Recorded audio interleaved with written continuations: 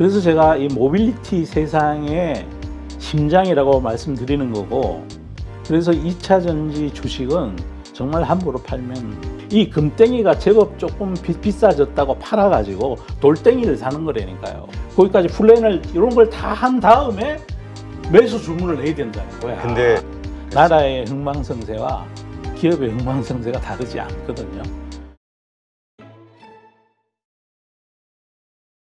지금 배터리와 관련해서 지금은 우리가 뭐라 그럴까 2차 전지 관련한 여러 기업들, 소재 기업들 가장 강력한 경쟁력을 가지고 있지 않느냐, 중국하고 더불어서.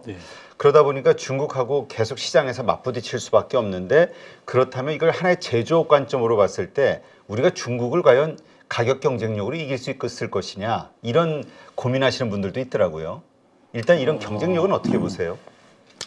기술적으로는 우리가 한참 우위에 있습니다. 아, 그래요? 출발점을 보시면 우리는 예를 들어 LG화학 청주연구소에서 배터리 공부하기 시작한 게 96년, 7년 이런 때고, 삼성 SDI가 배터리 산업에 진출한 게 2005년, 6년 그럴 때고, 그때 제가 거기 경자분들 뵙고 이건 찬스다 해서 삼성 SDI 주식을 많이 산 적이 있었고, ESS 때문에. 그런데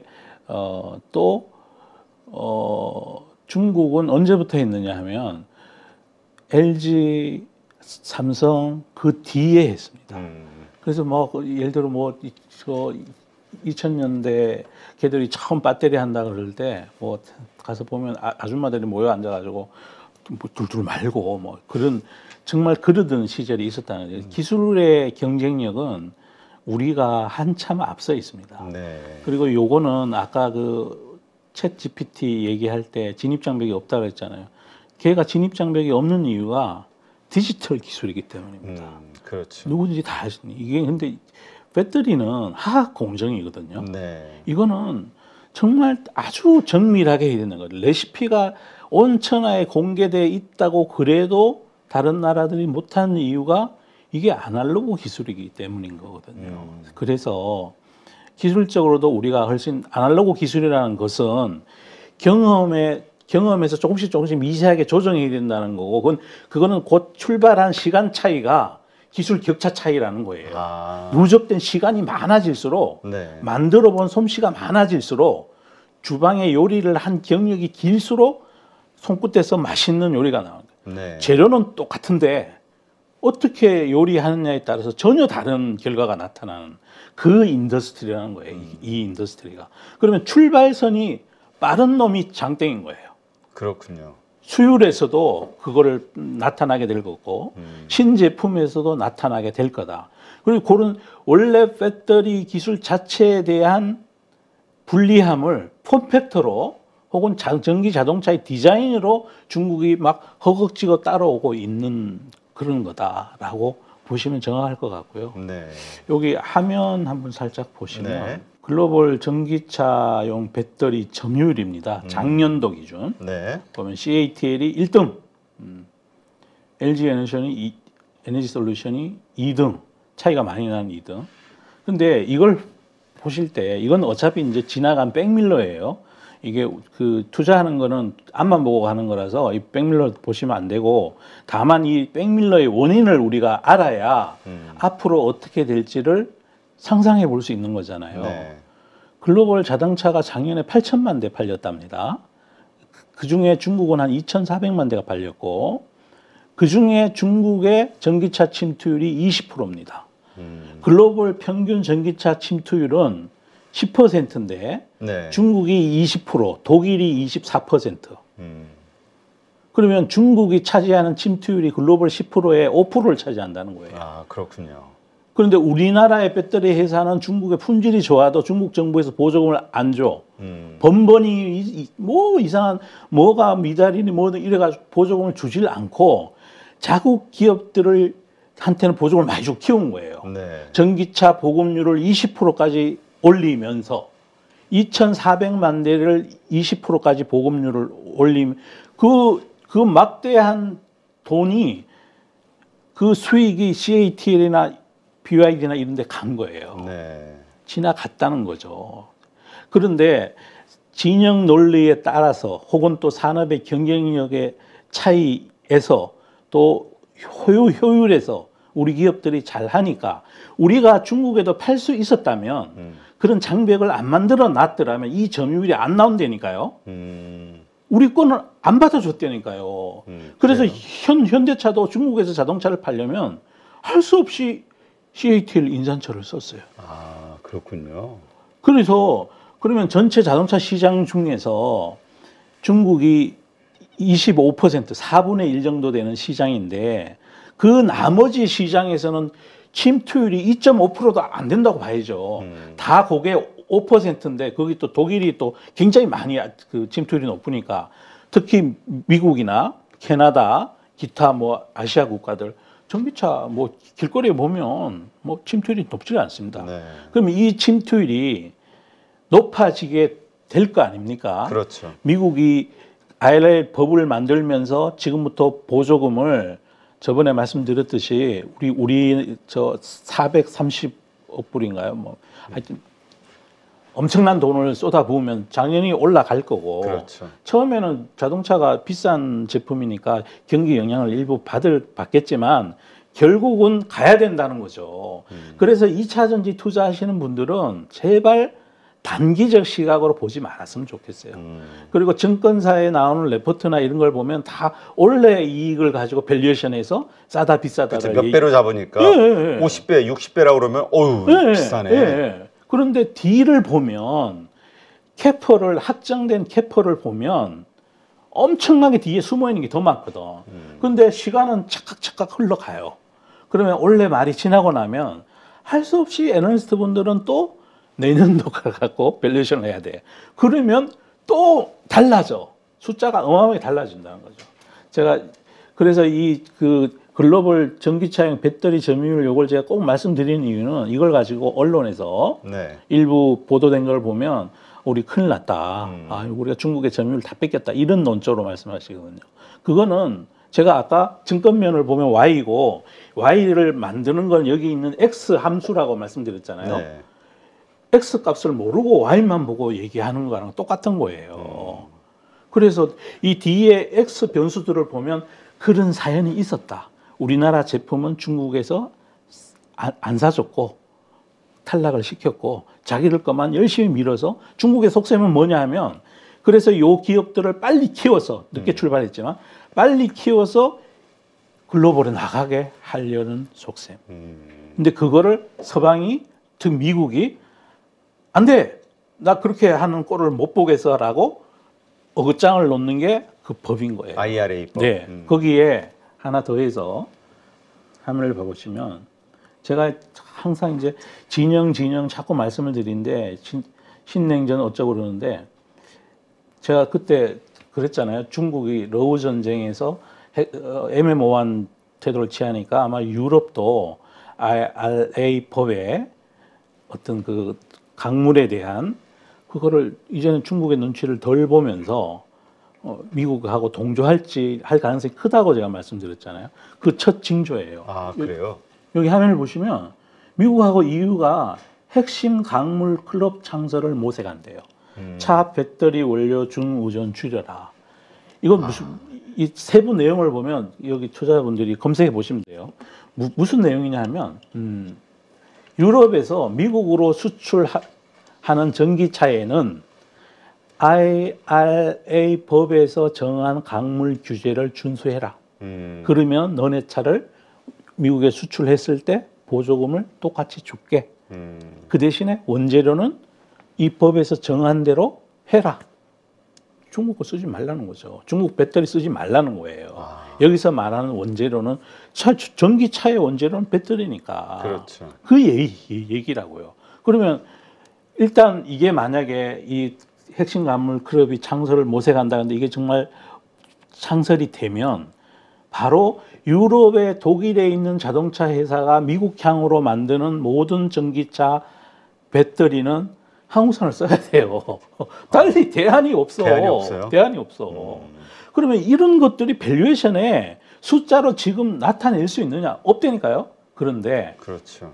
또 하나 화면 보여드릴게요. K 배터리 누적 수주가 천조랍니다. 아, 엄청나네요. 작년에 700조였는데 그러면 천조면 이게 만약에 10년짜리 계약이다. 이번에 삼성 SDI하고 포스코 케미 했던 40조짜리 계약처럼 그렇죠. 10년짜리였죠. 그게 10년짜리. 이거 10년이라 그래도 1년에 100조잖아요. 반도체가 1년에 130조 수출한다니까요. 1280억 불. 반도체 인터넷 비슷한 거예요. 그런데 이게 이걸로 끝이느냐? 이거 그래봐야 2031년이라면 전기차 침투율이 20% 30% 정도밖에 안 될 거예요. 거기서부터 또 얼마나 커지겠어요. 그리고 이게 전기차만 있습니까? 날아다니고 전기 비행기도 이스라엘에서 만들었어요. 네. 계속해서 응용 상대가 네, 네. 늘어날 것이다. 네. 대상이. 로봇도 우리 식당에 가면 왜 맞아. 그 로봇가 이렇게 뭐 해가지고 갖다 날라주잖아요. 걔가 이 뒤에 전선 꽂아가지고 전선도 같이 따라다닙니까? 그렇죠. 배터리가 필요하겠네. 배터리 팩이. 그거 다 배터리죠. 다 배터리가 쓰일 때가 그래서 제가 이 모빌리티 세상의 심장이라고 말씀드리는 거고 그래서 2차 전지 주식은 정말 함부로 팔면 아마 나중에 지나고 나면 삼성전자를 내가 진짜 그때 얼마 했는데 그걸 내가 10% 먹고 팔았더니 그걸 그냥 들고 있었어야 되는데 그리고 그거 팔고 그때 이상한 다른 테마에 속한 전기 장비 중에 뭘 내가 사가지고 이 모양 됐다. 그 요 옆에 보면 국산 장비 업계도 훈풍이 이르잖아요. 네. 장비는 돈 많이 안 됩니다. 음. 한 번 깔고 나면 그렇죠. 끝이잖아. 계속해서 팔리는 거는 그 배터리 자체라는 거예요. 그래서 이게 투자하실 때 이른다 그래서 또 같은 테마에 몇 개 있다 그래서 최근 들어서 2차 전지가 좀 올랐다고 해서 같은 테마라고 정말 이 주옥 같은 주식을 팔아가지고 테마 안에 이런 게 있네 장비에서 덥수수 사고 그거 아주 안 좋은 거예요. 그다음에 핵심은 네, 배터리, 네, 그 소재. 그렇습니다. 네. 그리고 또 하나 보여드릴 게 화면 보시면 네. 폐배터리 얘기가 나와요. 그러니까 2030년이 되면 이제 폐배터리가 1년에 30만 대 정도가 쏟아진대요. 여기에 핵심 경쟁력은 뭐냐 하면 배터리를 분쇄해서 거기에서 리튬과 코발트, 뭐 니켈 이런 걸 발라내는 기술이에요. 폐배터리 관련주라 해서 사람들이 막 이것저것 막 엄한데 막 쫓아다니시잖아요. 업의 본질을 정확히 공부하셔가지고 이 업을 제일 잘할 회사는 누구인지를 여러분들께서 찾아보셔야 돼요. 제가 그 하는 투자 교실을 하는 목적도 그런 거고 그걸 막 누가 종목을 꼭 찍어줘가지고 그러면은 자기가 잡은 고기가 아니잖아요. 그렇죠. 그게 상한 고기인지 대표님 어떻게 알겠습니까? 그 자기가 확신을 갖고 확신이라는 건 사실 지식에 의해서 나오는 거니까. 알아야 된다니까. 그러면 이 어떤 급등락의 이 변동성을 이겨낼 수가 있는 거니까. 없으면 항상 네. 불안한 거죠. 왜 오르지? 네. 왜 하락하지? 네. 자기가 손에 들고 있는 게 금땡인데 이 금땡이가 제법 조금 비싸졌다고 팔아가지고 돌땡이를 사는 거라니까요. 아, 그 비유가 참 적절하십니다. 금땡이 팔아서 돌땡이 사는다. 정말 안타까워서 그래요. 같은 테마에 몇 개 있다 그래서 같은 전기 가전 IT 쪽에 속했다 그래서 주가 퍼포먼스가 삼성전자랑 나머지 얻어서가 같았습니까? 시간이 필요하다니까요. 시간이 조금 필요합니다. 그러한 것들을 투자자의 마인드로 버텨야 된다. 버텨야 된다. 그리고 또 하나 요걸 제가 보여드린 이유는 인산철 배터리는요 재활용이 거의 안 됩니다. 아, 그래요? 추출할 게 없고. 중국 쪽에 사고 있는? 네. 그래서 그게 지금은 뭐 가격도 거의 비슷해져 있지만 조금은 싸다고 하더라도 나중에 재활용 가치까지를 반영하면 만만치 않습니다. 아, 오히려 이게 쌀 수 있습니다. 지금 우리가 현재 새로 그러니까 차를 살 때 신차 값은 더 비싼데 배터리 값은 더 비싼데 나중에 중고차를 팔 때 얘는 또 비싸게 받아. 이 폐배터리를 재활용해서 추출할 수 있는 자원의 양이 여기 더 많아. 폐배터리를 팔 때 비유하시면 거기 딱 맞습니다. 중고차 값이 그렇게 해서 감안을 해서 한 10년 타고 났을 때 잔존 가치가 얼마가 될 거다. 이런 눈으로 이 K 배터리를 보시면 우리는 잔존 가치가 더 우수해서 가격 경쟁력이 오히려 더 있을 수 있다는 인플리케이션을 받으셔야 된다. 이걸 보고. 그리고 이 시장은 앞으로 많이 커질 것 같고 이 업의 폐배터리 처리의 본질적인 업의 본질은 누가 잘 발라내느냐입니다. 그렇군요. 그리고 폐배터리 관련주라고 또 이런 분도 있어요. 가령 비유하자면 폐배터리를 수거해서 어디에다가 갖다 그 정지하는 회사에 갖다 주는 걔도 나 이거 전문으로 해 하면서 폐배터리 관련주라 그럴 수도 있다는 거예요. 그렇죠. 그래서 제발 테마주 관련주 이거 자꾸 사시면 안 된다는 거예요. 그러니까 우리 핵심을 사 핵심을. 항상 나오는 거 보면은 무슨 테마 관련주 해가지고 딱 근데 이건 조장하는 건 증권사가 하는 것 같은데 왜냐면 그래가지고 매매를 자꾸 하게끔. 그런데 진짜 가만히 생각해 보시면 경영자가 다르고 네. 업의 본질이 다르고 시장 규모도 다르고 지배 구조도 다르고 기술력도 다르고 회사가 있는지 없는지도 다르고 그런데 그게 어떻게 테마주로 해서 같이 움직입니까? 알겠습니다. 네. 그런 차원에서 우리가 2차 전지 혹은 소재 쪽에 배터리 관련된 사업을 지켜볼 수 있다. 네, 네, 그렇죠. 투자자의 마인드를 가져야 된다. 네, 이렇게 네. 이해가 되는군요.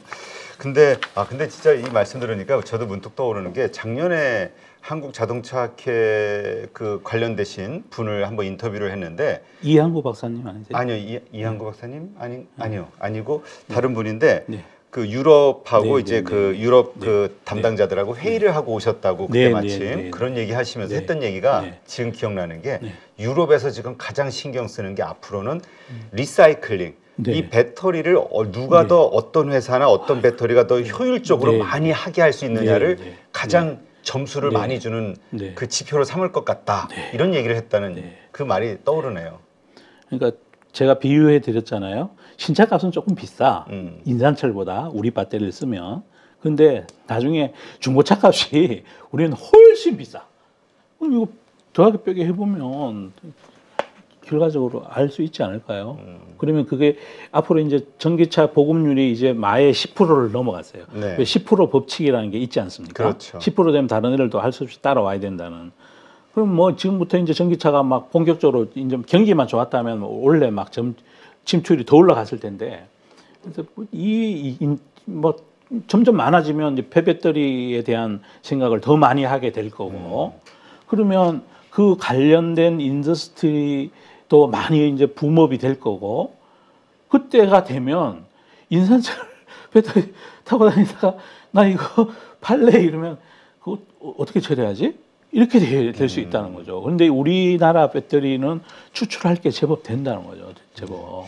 그래도 고객값은 건진다는 얘기죠. 이분 또 싫어하시는 분들이 있을 수도 있는데 네. 그거 있잖아요. 삼성폰, 갤럭시폰 쓰고 나서 팔면은 안 팔리는데 애플은 그냥 저 중고값이 높게 나오는 거. 이런 어떤 브랜드의 가치적인 측면도 있을 수 있겠네요. 브랜드도 브랜드지만 애플폰과 삼성폰에는 저도 이제 속으로 많이 이제 아쉬워하고 안타까워하는 건데 오늘도 어떤 교수님이 그런 거를 기고를 하셨던데 소프트웨어. 소프트웨어. 네, 네. 제가 예전에 그 연합뉴스에 나가서 한번 제가 이런 거를 할 기회가 있었는데 삼성전자의 최대 약점은 소프트웨어다. 만약에 구글에 안드로이드를 쓰지 않고 소프트웨어 인력을 한 수천 명 뽑아서 자체 OS를 만들었더라면 네. 그러면 중고 폰의 가격도 다를 거예요. 이 어닝을 창출하는 것도 엄청 틀렸을 거고. 그러니까 삼성의 최대 강점은 하드웨어고 거기에 글로벌 넘버원이고 최대의 약점은 하드웨어뿐이라는 거예요.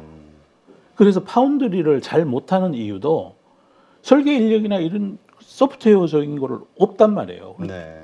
또 하나가 너무 보안을 강조하시니까 집단이 보수화되고 안에서는 소통이 팍 이루어지는데 외부 세계의 의견들은 자기가 너무 왕인 세상을 살아서 니들은 그래 내가 대한민국 목에 살렸어 뭐 그렇게 되는 그 구조를 가지고 있어서 저는 그게 삼성전자에 좀 앞으로 정말 지금까지 너무 잘해 오셨고 대한민국을 위해서 너무 잘해 주셨고 앞으로 그 조금은 소프트웨어 쪽에도 열린 마음을 좀 가지시면 얼마나 좋을까. 그러면 많이 커질 수 있다. 그렇죠. 지금 우리가 사실 그 테슬라에 대해서 기대하는 건 전기차가 아니라 자율주행과 포함한 그 소프트웨어 이런 쪽이잖아요. 제가 테슬라 얘기는 안 하겠습니다. 그러니까 물론 제가 잘 모르기도 하고 네, 사람들이 기대하는 게. 네네. 저는 개인적으로 이제 자율주행하는 어떤 스타트업에 이제 그 주식을 좀 가지고 있는데 사정사정 쫄라서 뭐 근데 그 자율주행 쪽으로는 공부를 몇 년 전에 사실은 많이 했었어요. 아, 그러세요? 뭐 그래도 제가 문과생인지라 제가 알면 얼마나 알겠습니까? 그리고 또 이 주식 투자할 때 그 너무 많이 알면 오히려 또 독이 될 수도 있어요. 빠져드니까. 그렇죠. 예? 약점이 보이잖아요. 예, 약점도 보이고 또 너무 많이 알아가지고 확신하게 되면 시장이 열리기 전에 막 그걸 확신하면 보초를 오래 서거나 자기만 좋아하게 돼요.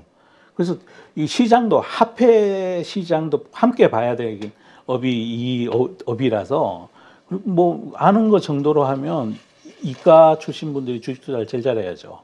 그렇죠. 네, 그래서 자, 그러면 지금 마침 삼성전자 얘기하셨으니까 네, 삼성전자를 예시로 종목 편입을 위한 평가표 네, 요거에 네, 대해서 네. 한번 설명해 주신다고요. 네. 예, 공부할 수 있는 방법을 알려주시는 거니까. 이게 이제 제가 머릿속에도 있고 이 예전부터 그 생각해 오던 주식을 하나 살 때 요건 이제 예시예요. 그러니까 우리 그러니까 삼성전자라는 건 이 종목명인 거예요. 그렇죠, 예시로. 종목명 예시. 그러면 여기에 네이버를 넣을 수도 있고 아니 많은 종목을 넣을 수도 있다는 거죠. 무엇을 보고 얼마나 많이 고민하고 사야 되는지 그걸 제가 말씀드리려는 거예요. 중요하게 봐야 될 게 뭐냐. 투자 컨셉. 도대체 이 회사의 앞으로의 X 값은 뭐가 될 건가. Y 값은 주가인데 기술의 변화, 문화의 변화, 세계 정치 지형의 변화. 그게 앞으로 삼성전자의 펀더멘탈을 결정하실 것 같다라고 미리 컨셉을 잡고 네. 탑다운 어프로치를 할 때 맨 위에 컨셉을 잡아놓은 거예요. 그래 그 다음에 경영자 능력. 이건 전 아직은 검증 중이에요. 왜냐하면 핸드폰도 그러하고 반도체도 그러하고 이건희 회장님께서 하신 것이지 이제 경영 승계도 또 최근에 이루어진 그렇죠. 거고 이재용 그 회장님께서 하신 게 아니라서 그 아직은 검증을 해야 된다. 그리고 또 어떤 열린 마음을 갖고 계신지 소프트웨어 산업에 대한 생각, 파운드리에 대한 생각, 그다음에 새로 신수종 사업에 대한 생각. 일단 바이오 쪽은 투자를 한번 하셨잖아요. 삼성 바이오 근데 일단은 미래 전망은 이제 긍정적이라고 적어놨는데 내피셜입니다. 네. 긍정적이었으면 좋겠어요. 좀 기업 문화도 좀 열어주시고 세상하고 소통도 좀 많이 하시고 이래서 좀 하드웨어도 잘하고 소프트웨어도 잘하고 많은 그 생태계를 또 만들어 가시고 이런 쪽으로 해 주시면 얼마나 좋을까. 내가 이 삼전자 얘기하려고 그렇죠. 이런 원칙으로 네네, 검증을 해보자는 얘기죠. 네, 그 다음에 지배구조 봐야 돼요. 아니 돈을 아무리 잘 벌면 뭐해? 자기 혼자 쓰면. 자기 혼자 쓰는데 집에 금송아지 있다고 자랑하는 친구하고 뭐가 틀려요? 그렇죠. 나한테 밥을 사야지. 배당을 그만큼 잘 해주고. 네네네. 주가 부양을 위해서 노력을 하고. 뭐 자사주를 사주든가, 뭐 주식 소각을 하든가. 근데 코리아 디스카운트의 주된 원인이 지배구조거든요. 그렇죠. 근데 최근 들어서는 이제 사람의 우리가 좀 많이 달라지고 있어요. 많이 우리가 깨어나고 있죠. 네, 그렇습니다. 그래서 그럼 코리아 디스카운트를 제거해 보면 코스피 뭐 지금 많이 싸죠. 그 다음에 중요한 게 주가의 상대 위치예요. 다 좋은데 단기적으로 너무 많이 올라 있고 중기적으로 너무 많이 올라 있고 그러면 천천히 사야 되니까. 피터 린치 그분도 이런 말씀을 하셨어요. 다 좋아도 주가의 상대 위치가 너무 위에 있으면 안 산다. 저도 똑같거든요. 너무 많이 이게 막 올라가 있는 주식은 조금 기다렸다 산다. 그 다음에 업의 본질이 뭔지를 가령 제가 저번에 뭐 풍력 회사의 업의 본질은 주단주다는 얘기도 막 드리고 모든 회사가 그렇다는 게 아니에요. 그 안에 또 코어가 되는 걸 하는 분은 또 그 특화된 경력이 있겠죠. 그래 업의 본질이 뭔지를 살펴봐야 되고 그 다음에 밸류에이션이 어떤 밸류에이션인지 불황기에는 PBR 밸류에이션으로 접근해 보시고 호황기에는 PER 밸류에이션으로 접근해 보시고 하학 회사인 경우에는 EV, EBITDA로 평가해 보시고 다양하게 해야 된다. 그다음에 유동성도 굉장히 중요해요. 유동성이 그렇죠. 없는 주식은 멀티플을 굉장히 낮춰줘야 됩니다. 왜냐하면 팔고 싶을 때 팔 수가 없으니까. 그렇죠. 그리고 변동성, 주가 변동성이 크면 잡주들 변동성 무지 크지 않습니까? 그렇죠. 그럼 크면 그거는 정말로 그 수익은 수익이 아닌 거예요. 심장병과 우울증을 유발한다고. 힘들어. 그것도 봐야 된다. 네. 그다음에 산업 내 지위도 봐야 되고 진입 장벽이 높은지 낮은지 이것도 봐야 된다. 아까 챗GPT 말씀드리면서 그렇죠. 야 이게 챗GPT 아무나 다 하는 거구나. 그다음에 실적 추이도 최근의 실적 추이가 어떤 추이인지 이것도 봐야 된다. 경기 민감제는 실적이 안 좋을 때 사야 되니까 그렇죠. 실적이 좋으면 슬슬 팔 준비를 해야 되니까 그다음에 주가의 주된 변동 요인 삼성전자의 주가의 주된 변동 요인은 상승할 때는 반도체 현물 가격이에요. 그렇죠. 그런데 그것만 있는 게 아니고 제가 아까 화폐 현상, 금리도 중요하다고 말씀드렸고 그다음에 데이터 산업의 미래에 대한 사람들의 아웃룩, 실적 추이의 전망치 그리고 삼성전자는 또 시총이 크잖아요. 그렇죠. 인덱스 그러니까 현선물, 발생상품 거래 이런 거랑 다 관련이 있어요. 그리고 그것까지도 함께 봐서 최근 추이를 봤을 때 어떻다 저렇다 이런 것도 머릿속에 있어야 된다.